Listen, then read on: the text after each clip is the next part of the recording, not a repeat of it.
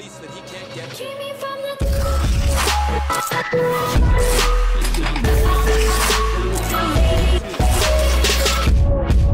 If you guys are looking for a place to get some reliable Ultimate Team coins, be sure to check the link in the description below to cointraders.co and use code LEGACY for 5% off of your purchase. Yo, what is going on, guys? Hope everyone is having a fantastic day today. We're playing a little ESHL 3s here in the background as we talk about some of the biggest snubs from the NHL 18 All-Star game this season. We all know everybody's favorite team right now. They're thinking this guy should have made it. He didn't make it. Not fair. No way. I know I'm thinking that about the Blue Jackets. I'm sure everybody has their one player. Hey, that's alright though. It's the All-Star game. Only so many people can make it. You consider the All-Star game literally is, when you split it up into divisions, 2 starting lineups, and they don't even have backups. When you come to think of it, you would think they would have some form of backup or something, maybe an alternate, to get more players in the All-Star game. I guess that's a conversation for a different day, but you know what I'm saying? Like the Atlantic and the Metro, if you combine the 2 teams, you would have a full roster with absolutely no bench players. So, you know, it's maybe something they could think about.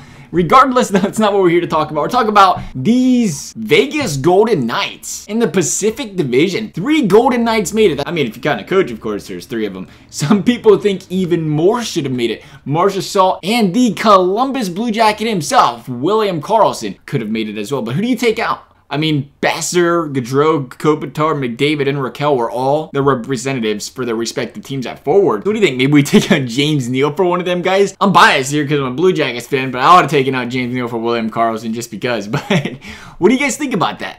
What do you guys think about the Fleury selection? He's played literally 12 games all season. Now, those 12 games, don't get me wrong, have been absolutely lights freaking out, man. The guy's got like a 9,010 save percentage and like a 1.5 goals against average, more like 1.73 or something. Don't write me down on that because it could change tomorrow night if he lets up like 6 goals. But right now, it's like 1.73. But the thing is, 12 games played?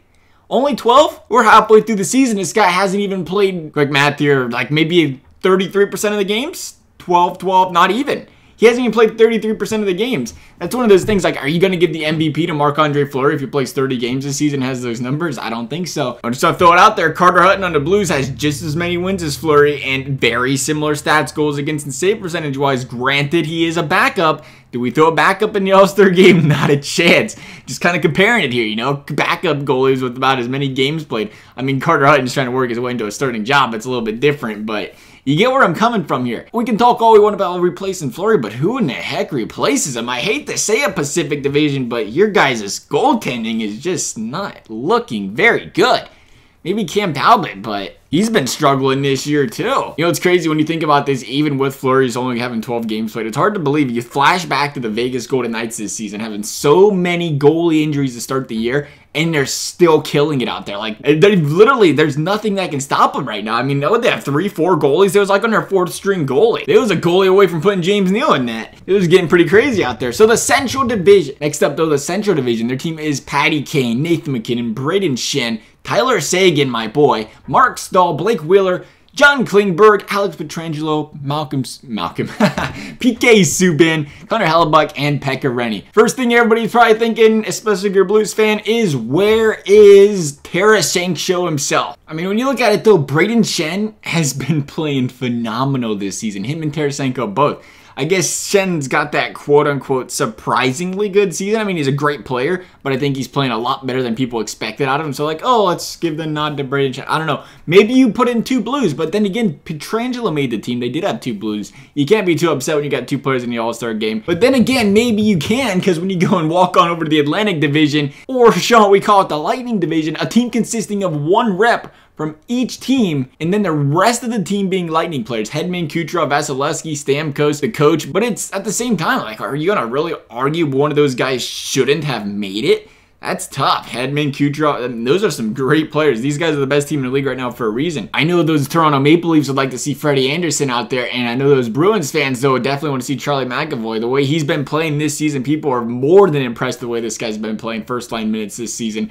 So it would be a good reason to say, well, he should have probably made it as well, but he didn't, unfortunately, for them. And again, you got to look at it from the flip side. Who are you taking out if you put McAvoy in? I mean, you look and say, well, Mike Green, but you can't take out Mike Green because you have to have a rep from every single the team. No disrespect to Detroit or anything here. So it kind of puts you in a bind there where it's like, well, you can't make it. It's unfortunate, but that's the way it's going to work out. That's why he's talking. Maybe they add an extra player to have 2 lines of defense instead of having 3 players out there, have 2 D pairings, add an extra player. Maybe that adds a little bit more of an element.